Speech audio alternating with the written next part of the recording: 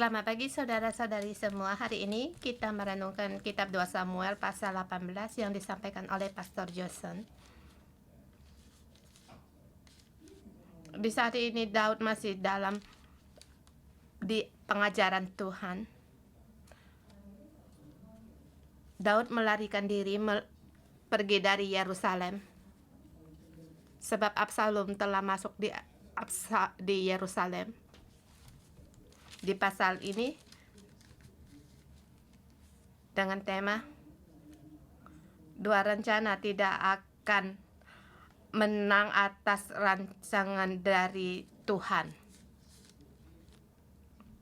Dua rancangan tidak akan menang dari keputusan dari Tuhan. Walaupun rancangan ini sangat bagus, tapi harus bertanya untuk apa rancangan ini? Apakah untuk kerajaan Allah atau untuk kerajaan setan?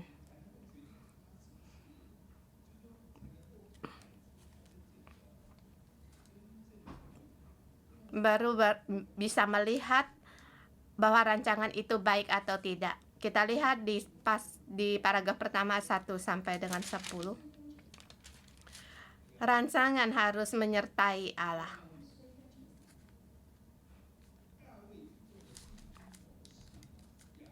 Daud memeriksa barisan tentaranya yang bersama-sama dengan dia, kemudian ia mengangkat kepala pasukan dan kepala pasukan 1.000 mereka.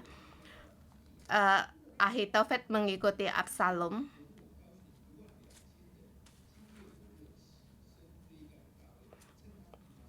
Hari ini kita melihat di pasal 17 ya.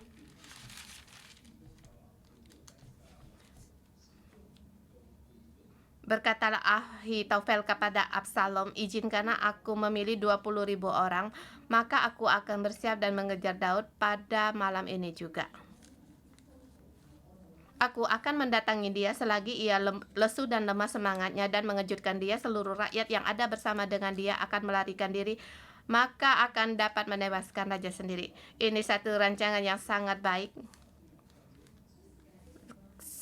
Waktu itu sangat penting dan juga kunci. Ahitofel tidak mengatakan perkataan yang tidak baik dan berkata, aku memilih 2.000 orang tentara, aku mengikuti tentara, kemudian aku akan berangkat, kemudian tertuju pada poin tujuan sampai Raja Ko. Agar menghindar dari perang saudara, boleh dikatakan cepat dan tepat, tidak ada kata-kata yang membual. Di ayat keempat, perkataan itu disetujui oleh Absalom dan oleh semua tua-tua Israel. Apakah harus langsung dikerjakan? Seharusnya ya demikian. Tetapi hati raja ada pada Tuhan.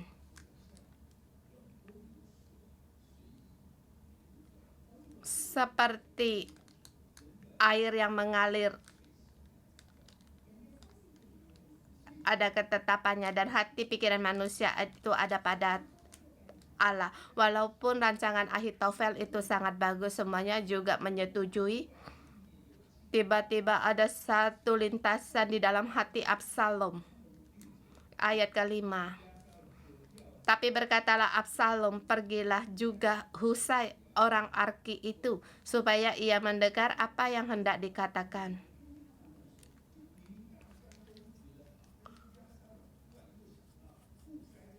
Sebenarnya semua sudah setuju, tetapi mengapa Absalom teringat akan Husai orang ini? Semua ini timbul dari kehendak Allah.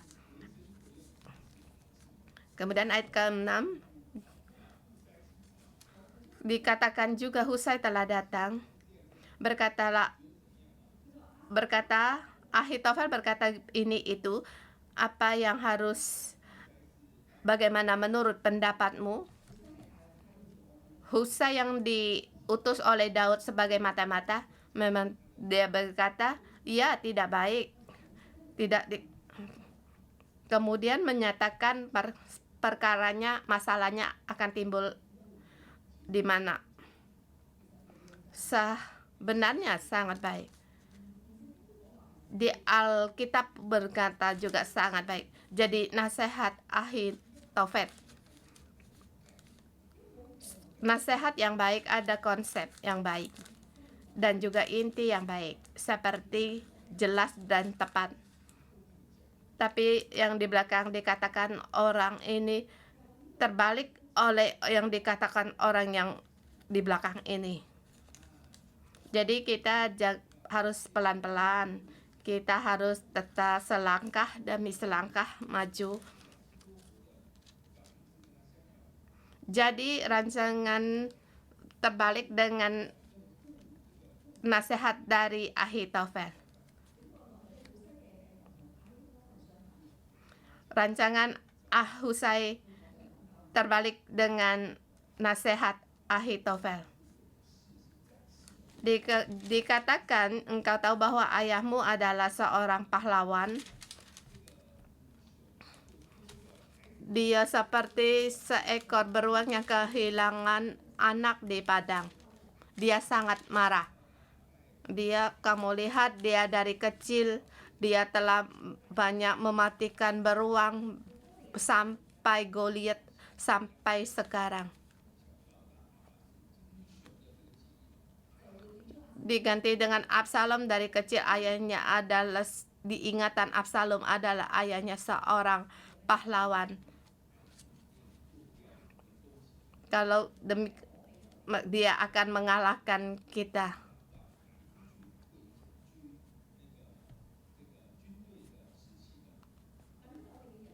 Seandainya orang kita ditewaskan, kalau hal ini didengar oleh orang,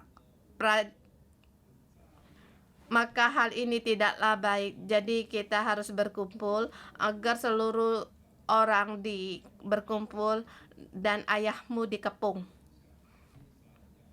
agar orang kita seperti pasir di tepi laut.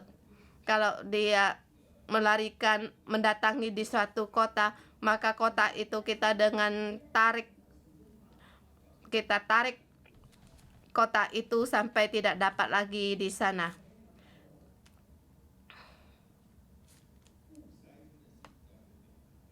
Husai bisa mengutarakan. Ahitofel tidak banyak bicara, 1, 2, 3 selesai. Husai di sini dia dibilangkan seorang pahlawan beruang seperti embun, seperti pasir di pantai. Dia mahir dalam mengutarakan.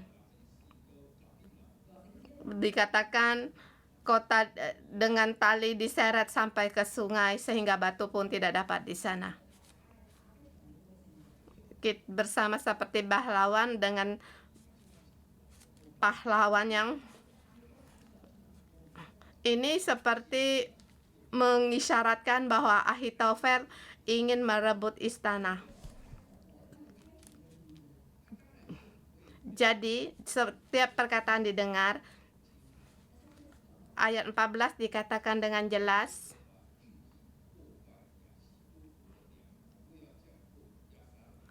sebab Tuhan telah memutuskan bahwa nasihat Ahitofel yang baik itu digagalkan, dengan maksud supaya Tuhan mendatangkan celaka pada Absalom. Dikatakan nasihat itu baik. Seberapa baik? Pertama di Kitab Kejayaan ayat 1:10. Allah melihat terang itu baik. Baik itu. Kamu lihat nasihatnya betapa baik. Seperti Allah melihat terang itu baik. Nasihat Ahitofel seperti Tuhan melihat terang itu baik. Tapi nasihat ini harus mengikuti Allah. Dan yang dipakai oleh Allah seperti poin kedua, dipakai oleh Allah itu nasihat yang paling baik. Nasihat poinnya, adakah mendekat pada hati Allah? Kita harus berhati-hati satu perkara. Manusia tidak aman. Manusia bisa berdosa. Kita pun bisa berdosa. Pemimpin bisa berdosa. Pemimpin bisa mengikuti kedagingannya seperti Daud, seperti dia merebut istrinya Uria, kemudian membunuh Uria. Ini satu perkara yang besar. Allah pasti akan mengajar dia. Jadi putrinya diperkosa, termasuk diperkosa oleh putranya. Kemudian saudara saling membunuh. Ini semua adalah pengajaran dari Tuhan. Kita pun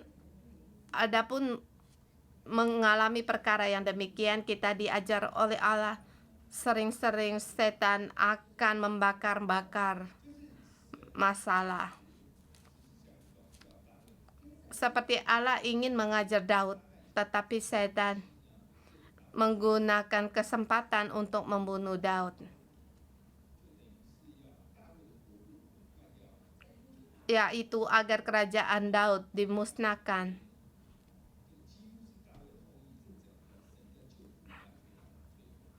Kalau ini dimusnahkan, seluruh rancangan Tuhan Kristus dari Daud itu pun gagal. Keturunan Daud.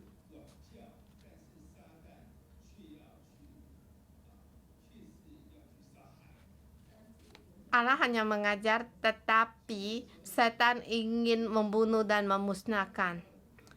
Absalom dan Ahitofel dipakai oleh setan.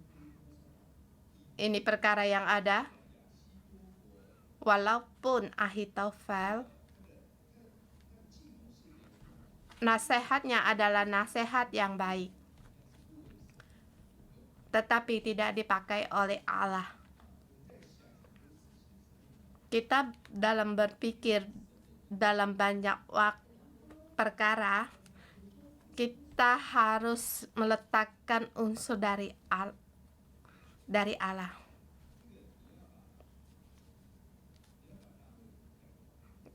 Kamu mau membunuh Daud. Daud adalah orang yang diurapi oleh Tuhan. Kamu harus bertanya kepada Allah. Kamu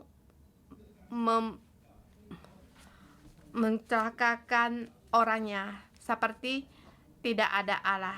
Seperti Daud sekarang, Saul terus mengejar dia, tapi dia tahu Saul adalah orang yang diurapi Allah. Jadi lebih baik dia melarikan diri, dikejar oleh dia, karena dia orang yang diurapi Allah, dan dia sangat menghargai identitas ini, dan Allah mengikatkan dia. Tetapi sekarang Absalom dan Ahitofel datang. Yang mereka lakukan tidak memikirkan terlebih dahulu tentang Allah. Dia berdiri di pihak lain dari Allah. Jadi tidak peduli apa yang ia lakukan akan gagal. Bahkan nasibnya sangat buruk. Saat ini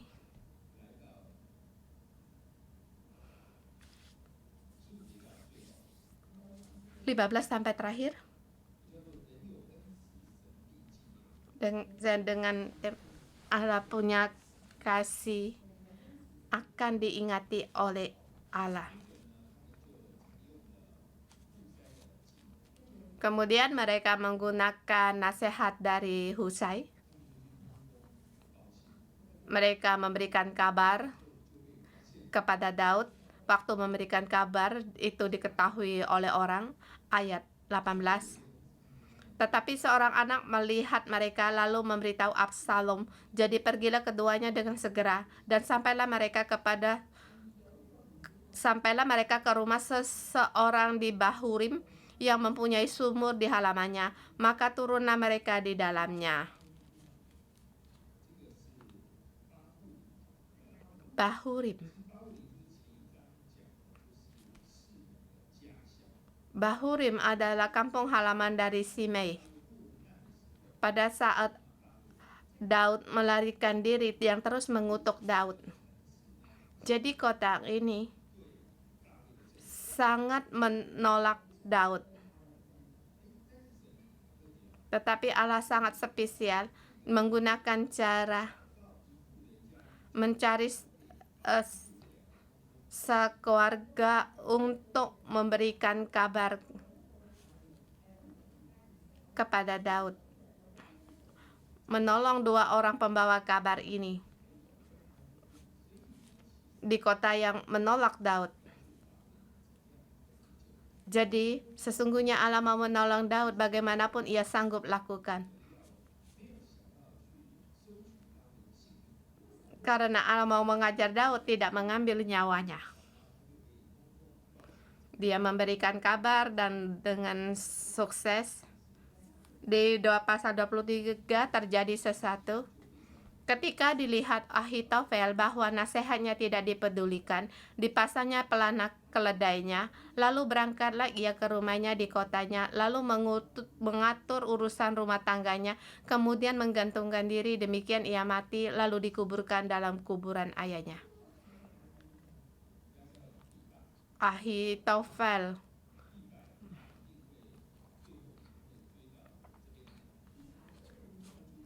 Absalom akan gagal, pasti akan sampai pada saya akan ditangkap, kemudian dipenjara, kemudian mati. Lebih baik aku menggantungkan diri, lebih baik.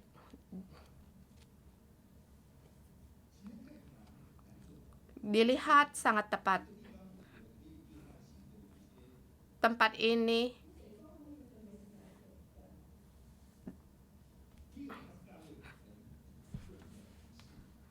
pertama, dia orang yang dihormati oleh Daud.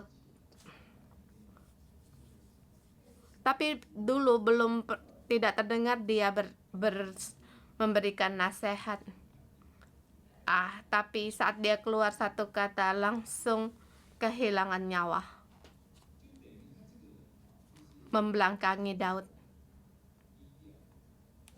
Sepertinya orang ini dia tidak banyak bicara.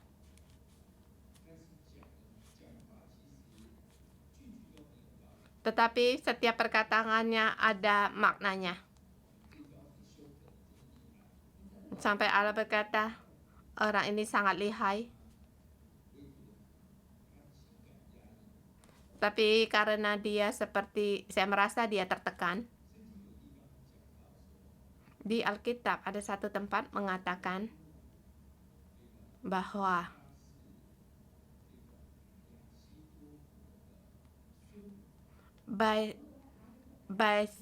Batseba adalah cucu perempuan dari Ahitofel. Jadi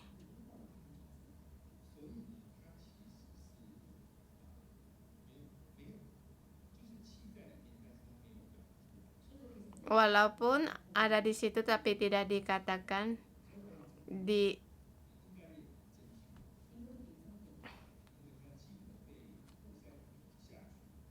karena rencananya digagalkan oleh Husai di salah satu sikap dia negatif.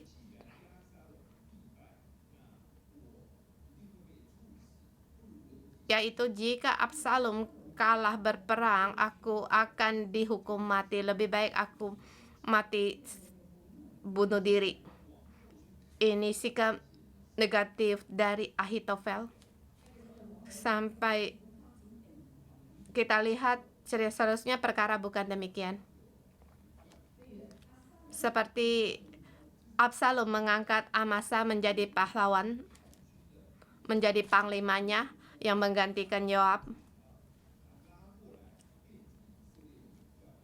Tapi Daud membawa dia menjadi panglima Israel.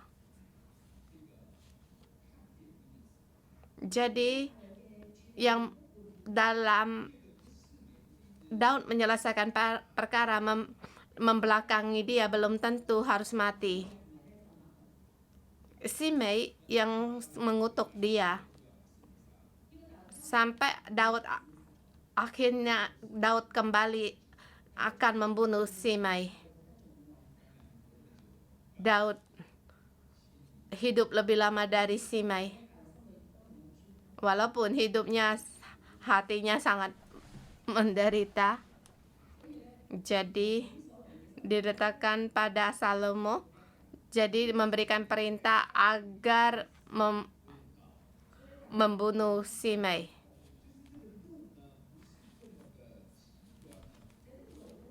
Jalan bukannya pendek. Lagi pula Daud mengambil Batseba sebagai istrinya, dan Ahitofel adalah kakek buyutnya, juga sudah usia lanjut, juga belum mati. Kita lihat terus berkembang perkara ini, tapi dia mengambil cara yang pendek dan negatif.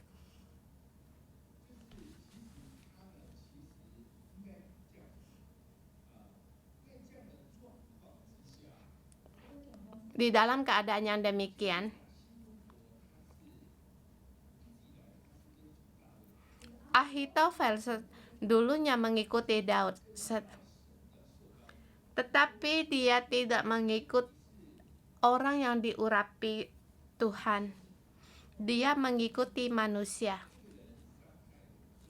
Orang ini menyakitkan cucu perempuan saya, merusak keluarga cucu saya. Jadi dalam sikap Ahitofel mempunyai masalah. Atau kita terus melihat, kemudian Daud menyeberangi sungai. Sampailah Daud ke Mahanaim. Di situ ada 3 orang menyambut dia. Orang-orang ini sangatlah spesial. Pertama, yaitu Sobi bin Nahas di Mahanaim. Terlebih dahulu kita katakan Mahanaim, tempat ini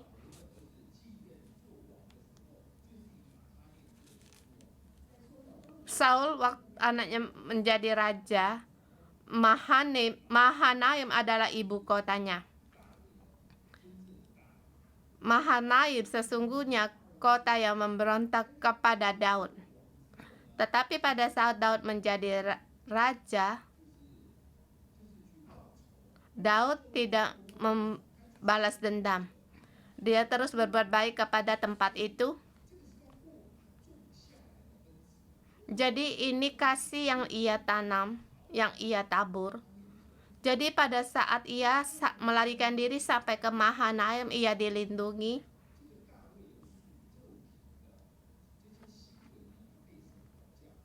Dalam kelakuan kedagingan Daud, di sini diajar oleh Tuhan dengan kasih setia,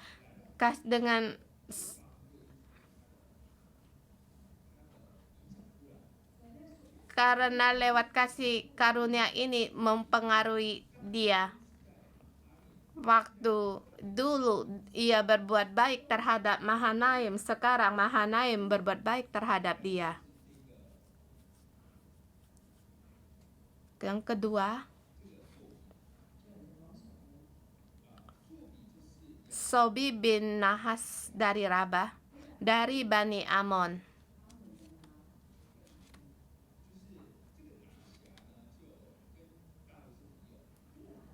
Rabah sahabat dari Daud, tetapi anaknya mempalukan pengutus-pengutus Daud, dan Daud membalas mereka, kemudian mengangkat Sobi menjadi raja. Jadi orang yang dia adalah saudara raja yang mempermalukan Daud, pegawai Daud, yaitu Sobi. Daud masih berhubungan dengan mereka pada saat Daud dalam kesusahan, orang ini bangkit menolong dia. Dengan waktu sama, dengan kasih karunia terhadap orang, maka orang pun berbuat demikian terhadap dia.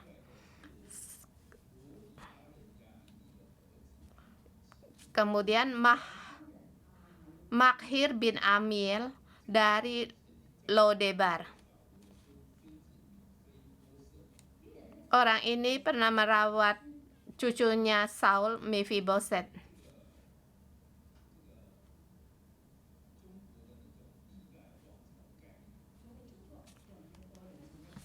Seperti konsep dalam dinasti di Cina, yaitu orang yang menolong kerabat kerajaan. Orang ini seharusnya dibunuh, tetapi dia tidak membalas perkara ini, tetap dengan kasih karunia terhadap dia. Jadi pada saat Daud menghadapi kesusahan, dia bangkit menolong dia. Kemudian Barzilai, orang Galiat dari Regolim. Dia adalah orang kaya sekitar umur 80 tahun. Dia tidak menuntut kemewahan, tetapi dia menolong orang yang diurapi oleh Allah. Yaitu dikatakan bahwa Allah mengurapi seseorang, bahwa akan menjamah dalam sekelumpulan orang untuk menolong dia. Dari kita melihat dari beberapa segi. Pertama, dari pemberontakan, satu penghukuman, satu pembalas dendaman, tetapi Allah membentang sebatang garis, yaitu aku mau mengajar anakku Daud, tetapi aku mengadakan janji dengan Daud tidak berubah. Ini adalah konsep dari Allah. Absalom, pada saat Absalom dia terjatuh dalam dendam terhadap adiknya yang tidak ada dalam pembelaan, seperti dengan Ahitofel. Akhirnya mereka dipakai oleh setan, walaupun mereka punya kesempatan untuk menang, tetapi mereka tidak berdiri di sisi Allah. Jadi pasti mereka gagal. Daud sebelah pihak dia diajar oleh Allah, tapi kasih yang ia tanam menjamah mereka untuk menanggapi Daud.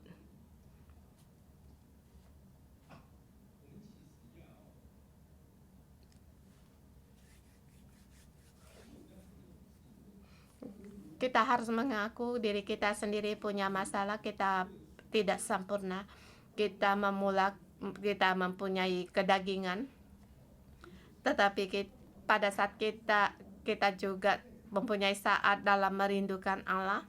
Tapi dalam perubahan zaman, kita setiap harus berdiri dengan kokoh di posisi kita sendiri. Kita harus tahu apa yang sekarang lagi dilakukan oleh Allah, baik nasihat. Kalau tidak, nasihat yang baik pun tidak ada gunanya. Nasihat yang dihalangi Allah,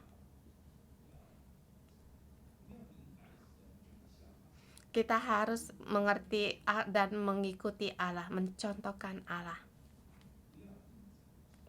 Kita jangan menyembunyikan kebencian. Kita jangan mencari kesempatan untuk membalas dendam. Semua ini Allah tidak berkenan, yang akhirnya kita semakin berpikir, akhirnya bunuh diri. Mohon Tuhan untuk menolong kita. Kita bersama memuji Tuhan Allah kita.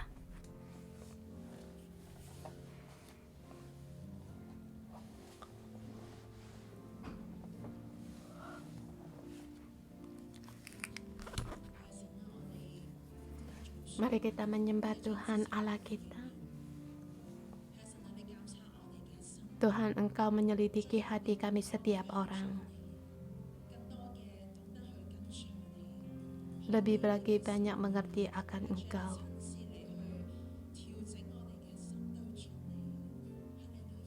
Haleluya.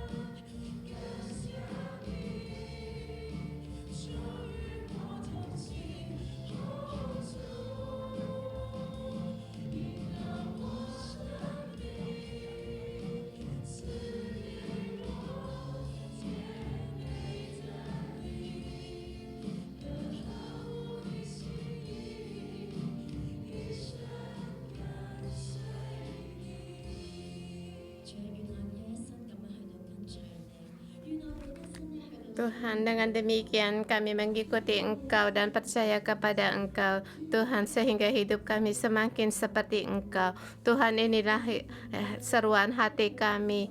Tuhan, kami juga melihat walaupun dalam keadaan kami melihat banyak goncangan, tetapi Tuhan, orang yang milik Engkau, Engkau akan melindungi. Dalam keadaan apapun, pada saat kami tertuju dalam mengikuti Engkau, tertuju melihat Engkau, apa yang Engkau lakukan. Tuhan, pada saat kami mengikuti Engkau, akan melindungi kami seperti melindungi Daud.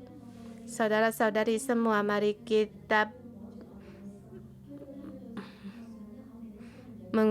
memeriksa hati kita, bagaimana Allah menuntun kita dalam melewati angin badai dalam kehidupan kita, bagaimana Allah melindungi kita sehingga kita masih tetap dalam bait Allah dan mengikuti Allah, sungguh dalam pelindungan Allah dan kasih karunia alam. Ya hatiku, aku bersyukur kepada Tuhan sebab aku dilindungi oleh Engkau. Aku berkata kepada Tuhan, aku bersyukur dan berterima kasih kepada Engkau. Tuhan, aku berterima kasih atas pelindungan-Mu. Ya Tuhan, Engkau adalah selamanya gunung batu kami, tempat pelindungan kami di saat hidup kami dalam menghadapi angin badai. Tuhan, Engkau tetap menjadi pelindungan kami. Engkau melindungi kami, bahkan menuntun kami. Engkau melindungi kami, meletakkan kami di bawah sayap-Mu. Tuhan, Engkau Allah yang melindungi kami sehingga setiap pikiran kami tertuju pada Engkau. Engkau memberikan hati kami yang tenang. Sungguh pada saat kami sujud di dalam Engkau, kami tidak melihat keadaan, tetapi Tuhan, kami di dalam Engkau, sebab Engkau Allah yang mengasihi kami. Engkau menolong kami. Sungguh Tuhan, kami mohon perlindungan, pertolongan kami, sebab kami ada punya kelemahan dan Engkaulah yang menolong kami. Tuhan, kami berterima kasih kepada Engkau. Terima kasih atas pelindungan-Mu di dalam hidupku, selangkah demi segala, mengalami banyak perkara, menghadapi banyak bahaya, bahkan kami menghadapi nasihat yang buruk dari orang. Tetapi Tuhan, kami bersyukur Engkau tetap melindungi kami. Kami bersyukur Engkau membawa kami dalam gereja di bawah pohon kehidupan. Kami bersyukur Tuhan, di pagi hari ini Engkau mengingatkan kami setiap orang di dalam hidup kami, sikap kami, watak kami. Di sini dikatakan berulang kali nasihat dari Ahitofel. Nah, Ahitofel nasihatnya yang baik, hikmatnya dan nasihat-nasihatnya untuk siapa? Untuk siapa mengusahakan untuk kerajaan Allah atau untuk kebencian di dalam hati, dendam yang tersimpan. Saudara semua, kiranya Tuhan menolong kita untuk hidup kita. Kita berdoa, adakah kamu menggunakan sepertinya nasihat baik, tetapi di dalam pandangan Allah itu yang jahat, untuk membalas dendam, untuk diri sendiri, untuk membela diri, untuk meluapkan dendam yang tersimpan. Saudara-saudari semua, kita mohon pada Tuhan untuk menolong kita. Hikmat Allah bagaimana kita pakai.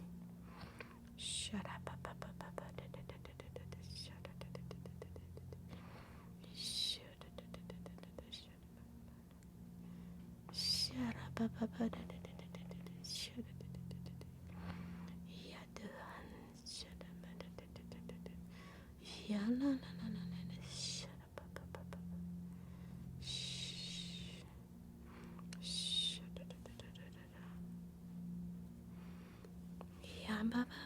Tuhan, ya oh Yesus, oh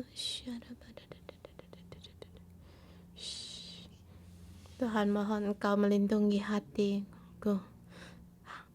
Hatiku ada dari Engkau, hikmat kami dari Engkau untuk dipakai. Tuhan, kami tidak merancangkan untuk diri kami sendiri, tetapi untuk mohon Engkau untuk menolong, tidak lagi menggunakan kepintaran sendiri dalam menghadapi segala, tetapi Tuhan, aku mau taat di bawah Engkau, sebab hikmat itu dari Engkau. Semuanya kami tertuju pada Engkau. Kami merentungkan akan kuasa mengikuti setiap langkah. Ya Tuhan, mohon Engkau tolong kami ubah dari pikiran kami.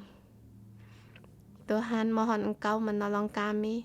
Ada kalanya kami menggunakan cara kami sendiri, menggunakan hikmat kami sendiri, menggunakan tangan kami sendiri untuk mendapatkan banyak perkara, untuk mengambil banyak segala perkara. Tuhan, mohon ampunilah kami hidup dalam nafas-Mu, kami bisa bekerja, ini semua karena hikmat yang Engkau berikan kepada kami. Tuhan, agar hikmat yang Kau berikan pada kami tidak kami pakai untuk diri kami sendiri, tidak kami pakai untuk keinginan kami sendiri, tetapi kami bisa pakai dan berdiri di dalam Engkau. Dan apa yang Tuhan gunakan, kiranya rencana-Mu, kehendak-Mu lah yang digenapi. Ya Tuhan, kami datang di hadapan-Mu, kami meraba hati kami. Tuhan, di hati kami, apakah bisa tenang di dalam Engkau? Tuhan, pada saat kami meraba di banyak sekali batu-batu yang besar di dalam hidup kami. Tuhan, masih banyak lagi kami tidak puas, kami merasa manusia tidak bisa mengandalkan diri sendiri. Tapi Tuhan, kami berterima kasih Engkau memberikan kami satu hikmat, nasihat yang baik, bukan digunakan untuk membalas dendam. Dan segala sesuatu yang bukan dipakai untuk Engkau, semuanya akan gagal. Tuhan, Engkau yang menolong kami. Engkaulah Yesus, Engkaulah Kristus. Engkaulah yang menyelamatkan setiap manusia yang hidup dalam kepahitan. Engkaulah orang yang menyelamatkannya. Tuhan, Allah Bapa, bagaimana Engkau menyelamatkan Daud dengan orang-orangnya di Gua Adulam. Tuhan, Engkau akan menyelamatkan sampai penghabisan, dan keselamatan-Mu ada pada kami, sehingga hati kami hanya tidak lagi untuk perkara duniawi, untuk kehidupan kami, tidak lagi untuk marah. Tuhan, mungkin di antara kami juga ada kebencian, setiap hari kebencian seperti melodi terus dinyanyikan di dalam hidup kami. Kami punya amarah, kami juga punya perasaan iri. Tuhan, mohon terang-Mu untuk menyelesaikan perkara kami. Kalahkan semua ini di dalam hidup kami. Tuhan, aku percaya kepada Engkau dan mengikuti Engkau. Di dalam Engkau segalanya ada. Sebab Engkau juga mengandalkan Allah Bapa, dan Engkau pun berkata, ya Bapa, apa yang mereka lakukan mereka pun tidak tahu. Tuhan, hari ini kami berjalan dalam jalan-Mu. Kami memandang Engkau agar hati kami ada di dalam Engkau, agar di dalam kami bisa aman dan tenang. Ada Tuhan sebagai tempat pelindungan kami. Tuhan, kami percaya kepada Engkau. Ya Tuhan, aku percaya sama Engkau. Aku percaya akan kasih-Mu kepada Engkau. Aku percaya akan pelindungan-Mu kepadaku. Aku percaya atas pelindungan Engkau kepada kami. Tuhan, Engkau pasti akan melindungi dan menjaga aku.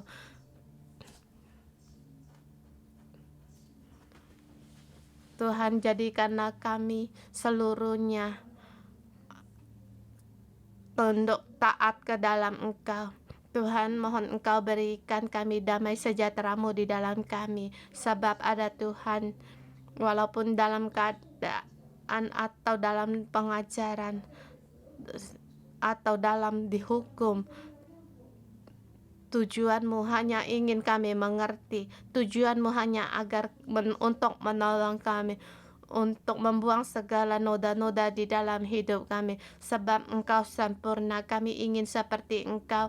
Tuhan, kami memuji Engkau.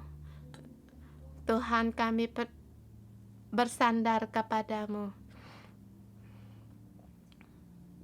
Tuhan, mohon Engkau sucikan hati kami. Daud Engkau berkenan Dia orang yang punya belas kasih. Dia orang yang tidak menagih janji.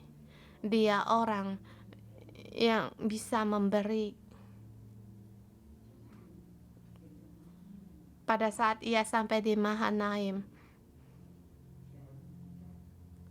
ada Sobi, ada Maktir, ada Barjilai yang datang bersama padanya. Ini semua karena lewat dari keadaan yang berbeda, Daud tidak menuntut balas. Tuhan mengangkat orang-orang ini satu persatu datang di hadapannya sebagai penolong untuknya, sebagai penguat dukungan baginya. Saudara semua, mari kita mohon kepada Tuhan agar Tuhan berikan hidup kita seperti Daud ini. Kita letakkan tangan kita di atas hati kita.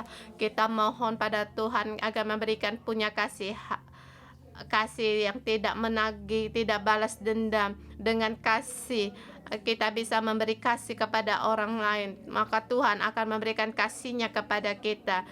Kita berdoa untuk hati kita. Kita berdoa untuk hati kita. Ya Tuhan, kami seluruhnya mau seperti Engkau, punya kasih karunia. Kami bisa memberikan belas kasih kami. Syarabala-bala-bala-bala. Tuhan, kami tidak mau membalas yang jahat dengan yang jahat. Tuhan, tambahkan kasih-Mu kepada kami. Tambahkan kasih-Mu kepada kami. Hapus segala kebencian dalam hati kami, keresahan di dalam hati kami, segala tekanan, akar pahit. Tuhan, kami tidak mau menjadi Ahitofel. Kami mau seperti Daud, buang segala jalan pintas, segala pikiran yang negatif. Berilah kami dengan kasih, berikanlah dengan kasih karunia untuk menggantikan semuanya ini.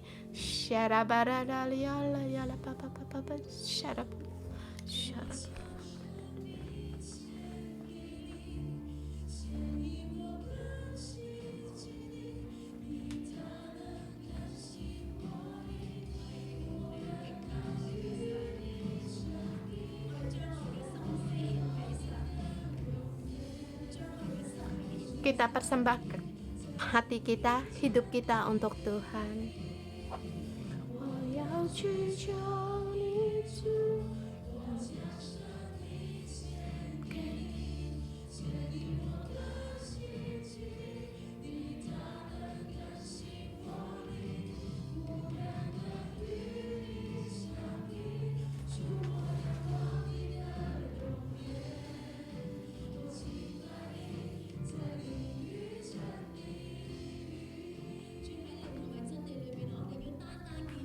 Tuhan, yang ingin kami lihat yaitu keputusan dari Tuhan.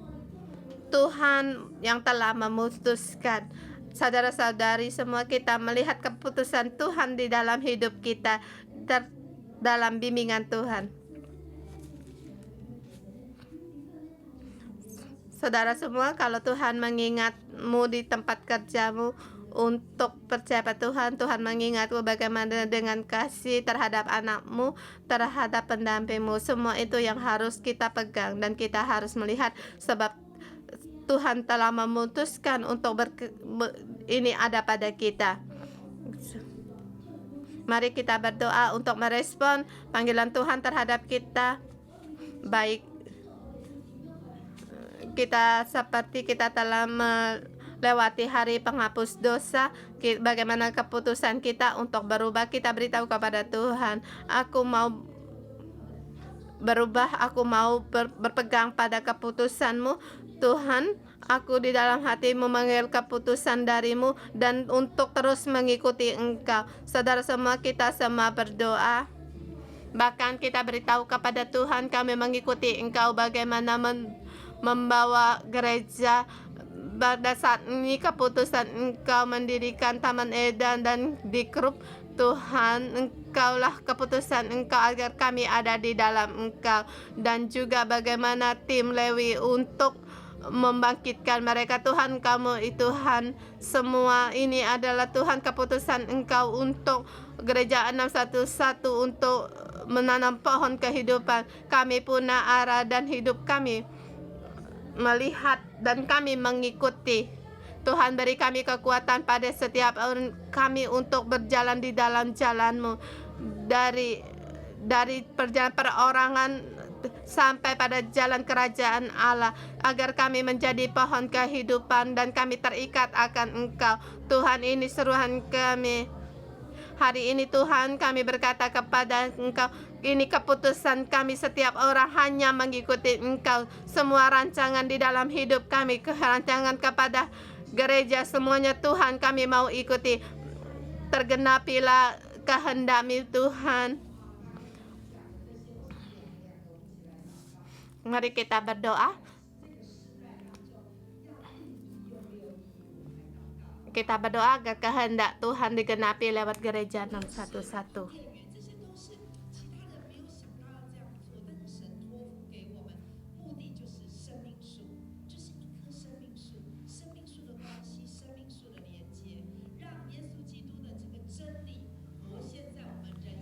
Semua tujuan hidup adalah menjadi pohon kehidupan. Mari kita bersama berdoa.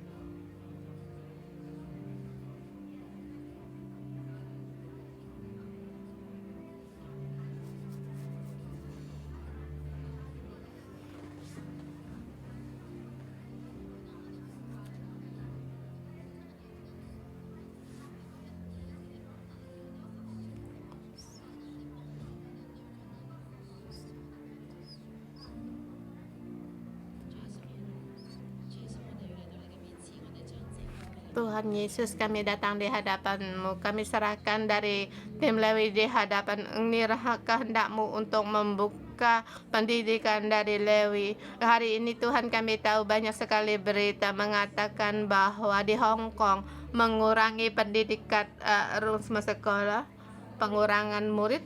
Tapi Tuhan, kami dalam nama-Mu, kami mendeklarasikan kami di hari raya Pondok tahun ini untuk menerima hadiah besar dari-Mu, dan juga untuk dari guru Lewi. Kami bersyukur sebab mereka bersedia mempersembahkan diri kepada-Mu dan untuk berjalan dalam jalan ini Tuhan. Dan juga jalan ini tidak ada orang yang jalan dan tidak tahu bagaimana jalan, tapi Tuhan, Engkau menjamah Pastor Joshua dan Simo untuk menjadi penuntun jalan.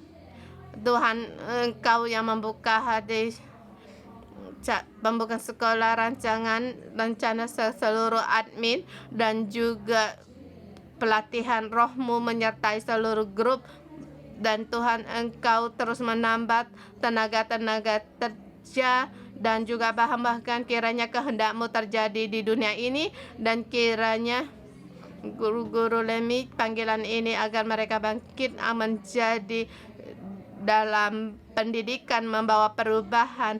Tuhan, kami semua demi hidup kami serahkan. Engkau sendiri yang menuntun kami, Engkau yang membuka jalan. Tuhan, Engkau yang mempersiapkan hati kami, sebab Engkau berbuat yang baru di gereja 611. Tuhan, Engkau pilih kami, kami bersyukur.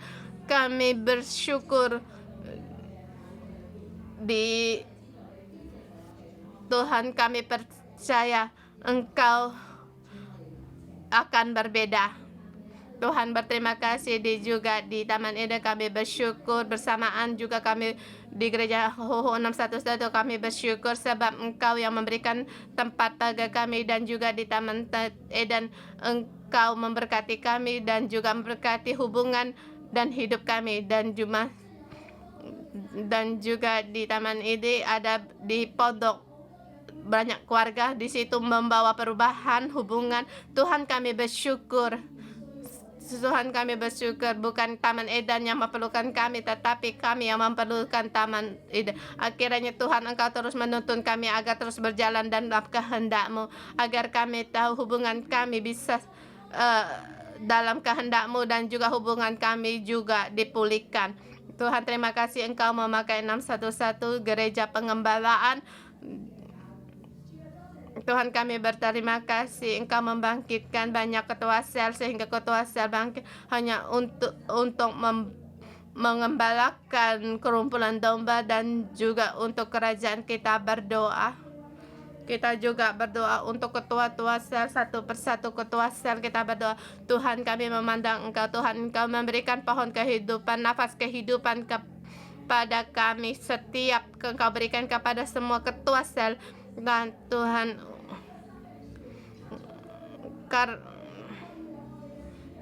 agar mohon Kau tolong kami setiap ketua sel berdiri dengan tepat apa yang kami pikirkan, apa yang kami ajar, yang kami pikirkan, yang kami kasih, yang kami berikan itu dari Engkau. Tuhan Engkau tolong setiap ketua sel agar tetap berdiri teguh dan dipenuhi dengan kasih dari kami, mengasihi semua domba-domba kami dan juga terhubung dengan baik dan berjalan dalam jalan pohon kehidupan dan mengikuti gereja seumur hidup kami mengikuti Tuhan. Kami bersyukur dan berterima kasih. Haleluya.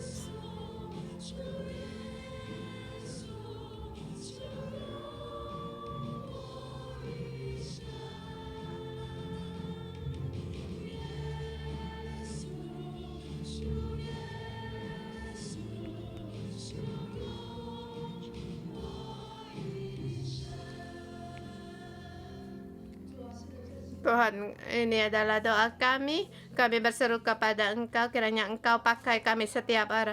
Daud dalam masa pelarian begitu banyak orang Engkau angkat untuk menolong dia.